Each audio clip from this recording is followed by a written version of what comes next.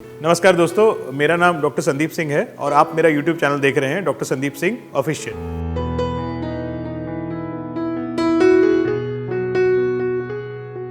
दोस्तों, आज इस वीडियो में हम बात करेंगे कि घुटने के अंदर से टक टक या कट कट साउंड क्यों आता है। दोस्तों, मेरी हर हफ्ते ओपीडी में बहुत पेशेंट मेरे पास आते हैं जो हमें पूछते हैं कि मेरे घुटने अंदर से साउंड आ रहा है और मुझे डर लगता है ये साउंड क्यों आता है। तो अगर आप इस वीडियो को एंड तक देखेंगे तो आपको जो सारे कॉजेज होते हैं साउंड घुटने के अंदर होने के, वो मैं आपको लेके जाऊंगा। दोस्तों, जो पहला रीज़न होता है घुटने के अंदर साउंड होने का, वो होता है घुटने के अंदर कोई इंजरी होना या घुटने के अंदर कोई चेंज होना। जो यंग एज होती है उसके अंदर घुटने के अंदर अगर कोई इंजरी हो जाए तो घुटने के अंदर जो गद्दा होता है, जिसे हम मेनिस्कस कहते हैं, और घुटने के अंदर और बाहर जो लिगामेंट होती है जैसे कि ACL, PCL, LCL या MCL, जब इनमें कोई इंजरी हो तो घुटना थोड़ा अनस्टेबल होता है और घुटना थोड़ा हिलता है। इसकी वजह से उसके अंदर से कट कट आवाज़ आती है। मेनिस्कस जो होता है वो हमारे घुटने का एक गद्दा होता है। तो हमारे दो गद्दे होते हैं। जो बाहर की तरफ गद्दा होता है उसे लेटरल मेनिस्कस बोलते हैं और जो अंदर की तरफ होता है उसे हम मीडियल मेनिस्कस बोलते हैं। नॉर्मली जब हम घुटना मोड़ते हैं तो ये मेनिस्कस पीछे की तरफ जाके घुटने के बाहर निकल जाता है और अपनी हड्डी को मूवमेंट करने देता है। बट जब भी मेनिस्कस का टेयर हो जाए तो मेनिस्कस अब पीछे नहीं जा पाता, वो घुटने के अंदर रुक जाता है और वो दोनों हड्डी के अंदर एक तरह से ग्राइंड होता है। जब भी वो ग्राइंड होगा तो ये कट कट टक टक साउंड आता है घुटने के अंदर से। अगर आपको किसी प्रकार की इंजरी हुई है घुटने के अंदर और आपको क्लिकिंग साउंड्स आ रहे हैं साउंड घुटने के अंदर से, तो प्लीज़ अपनी MRI कराइए, क्योंकि ये कोई इंजरी की वजह से हो सकता है। और अगर हमने अनडायग्नोस्ड इंजरी को बहुत दिनों के लिए छोड़ दिया तो इसके बाद से घुटने की कार्टिलेज डैमेज भी हो सकती है और घुटना खराब होने का चांस होता है। हायर एज ग्रुप में हम देखते हैं कि घुटने की जो कार्टिलेज यानी जो घुटने का जो गद्दा है जो कवर करता है हड्डियों को, वो घिस जाता है।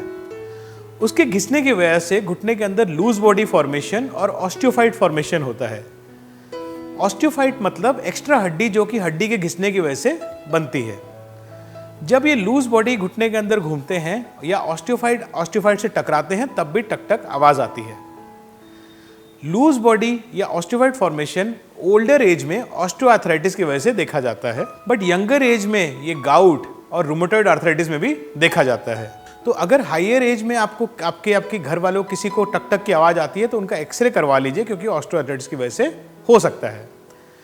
जब सीवियर ग्रेड ऑफ ऑस्टियोआर्थराइटिस हो तो उसका ट्रीटमेंट कई बार नी रिप्लेसमेंट भी करना पड़ता है। बट मैंने क्या बोला, सीवियर। अगर कम ग्रेड में अंदर उसको ऑस्टियोआर्थराइटिस है तो अगर सही टाइम पर डिटेक्ट हो जाए तो नी रिप्लेसमेंट को अवॉइड भी किया जा सकता है। तो हायर एज हो या यंगर एज हो, अगर अंदर घुटने की आवाज़ आ रही है तो उसके अंदर हमें बेसी लेट नहीं करना है। नंबर 2 जो रीज़न होता है घुटने के अंदर साउंड आने का, वो होता है muscle weakness around the knee. तो जो नी होता है हमारा, उसके ऊपर 2 मसल होते हैं जिन्हें बोलते हैं हम क्वाड्रिसेप्स या VMO। बहुत बार हम देखते हैं कि हम किसी की लिगामेंट सर्जरी करते हैं, ACL सर्जरी करते हैं, वो 3 महीने बाद हमारे पास वापस आते हैं और कहते हैं कि सर मुझे अंदर से टक टक आवाज़ आ रही है, मुझे बहुत चिंता हो रही है। 90% टाइम में उसके अंदर VMO वीकनेस या क्वाड्रिसेप्स की वीकनेस होती है।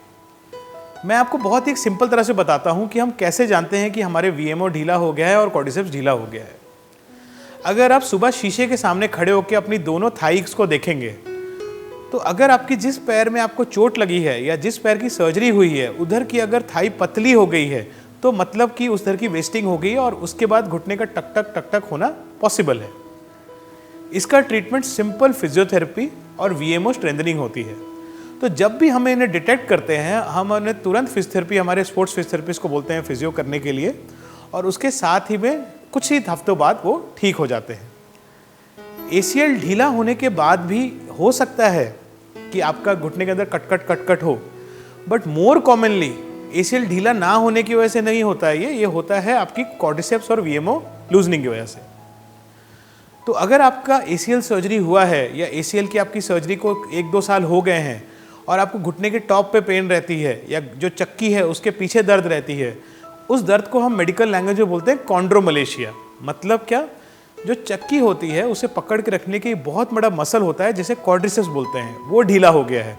तो चक्की जो है वो थाई की हड्डी के अंदर घिस रही है और वो घिसने की वजह से कॉन्ड्रोमलेशिया का पेन हो रहा है। कॉन्ड्रोमलेशिया के हर स्टेज का ट्रीटमेंट फिजियोथेरेपी होता है, तो ये अगर आप डिटेक्ट कर रहे हैं तो इसका तुरंत अपने आप को ठीक कराइए। नंबर 3, कभी कभी कुछ मसल जो होते हैं वो नी के ऊपर स्लाइड करते हैं, जैसे कि रेक्टस फेमोरिस, क्वाड्रिसेप्स फेमोरिस। ये जो मसल होते हैं ये हमारे आगे पीछे जाते हैं नी के। इलियोटिबियल बैंड ये अगर टाइट हो, ये नी के बाहर की तरफ एक मसल होता है, इन अगर टाइट मसल्स में अगर नी को हम बेंड करें तो स्नैपिंग साउंड आता है नी के अंदर से। इसकी वजह से भी नी के अंदर कटकट आवाज हो सकती है। दोस्तों, नी के अंदर टक-टक आवाज होना कभी वह नॉर्मल भी होता है। कुछ लोगों को बिना किसी पैथोलॉजी के भी नी के अंदर आवाज हो सकती है, बट हम कभी भी इसको अगर पेन हो रही है और अगर नी के अंदर आवाज आ रही है तो पहले हम जो प्रॉब्लम्स है उसको रूल आउट करेंगे। अगर प्रॉब्लम रूल आउट हो जाती है तभी हम उसे नॉर्मल मान के अपनी लाइफ में आगे बढ़ेंगे। दोस्तों, हम क्या देखते हैं कि नी का स्नैपिंग या नी का साउंड कभी कभी डिस्कॉइड मेनिस्कस में भी होता है। डिस्कॉइड मेनिस्कस एक ऐसी पैथोलॉजी होती है जिसके अंदर जो मेनिस्कस जो नॉर्मली सी शेप्ड होता है वो ओ शेप्ड हो जाता है। इस कंडीशन के अंदर भी बहुत नी के अंदर स्नैपिंग साउंड होता है और वो पेनफुल भी होता है। इसका एक छोटी सी सर्जरी होती है जिसे कहते हैं आर्थ्रोस्कोपिक मेनिसेक्टमी। उसके अंदर हम क्या करते हैं, एक कैमरा आपके घुटने के अंदर डाल के उस घुटने का जो ओ है उसको हम सी जैसे बना देते हैं। इस सर्जरी में मुश्किल से 15 मिनट लगते हैं और अगले दिन ही आप घर चल के जा सकते हैं। तो दोस्तों, मैंने जैसे आपको बताया, नी की स्नैपिंग पैथोलॉजिकल भी हो सकती है, मतलब डिजीज की वजह से भी हो सकती है, और नॉन पैथोलॉजिकल भी हो सकती है, मतलब डिजीज की वजह से नहीं भी हो सकती है। बट अगर कट आवाज रेगुलरली आ रही है आपको या आपके किसी फ्रेंड को या आपके किसी फैमिली मेंबर को, तो उन्हें जरूर इस वीडियो को दिखाइएगा और उन्हें बोलिएगा कि ये सब जो सर ने बताया कहीं आपको ये चीज़ तो नहीं है, किसी डॉक्टर को जाके एक बार दिखा लीजिए। क्योंकि कुछ सिंपल टेस्ट, कुछ सिंपल मनूवर जो कि डॉक्टर अपनी क्लिनिक में ही कर सकता है, उससे हमको पूरा पता चल जाता है कि ये कुछ प्रॉब्लम वाली चीज़ है या नॉर्मल चीज़ है।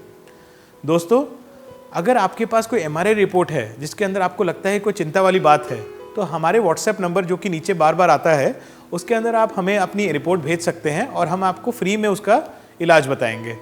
तो दोस्तों, इसी के साथ मैं ये वीडियो एंड करता हूँ।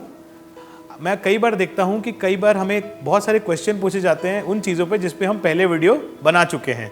तो मैं सबको रिक्वेस्ट करूँगा कि प्लीज़ हमारे जो बेल आइकन है उसको दबा दीजिए, ताकि हमारी जो भी कोई नया वीडियो जो हम रोज़ डालते हैं, एजुकेशनल वीडियोज़, वो वीडियो आप मिस ना करें और कोई चीज़ आपको हेल्थ रिलेटेड चीज़ मिस ना हो और आपकी हेल्थ ठीक रहे। नमस्ते।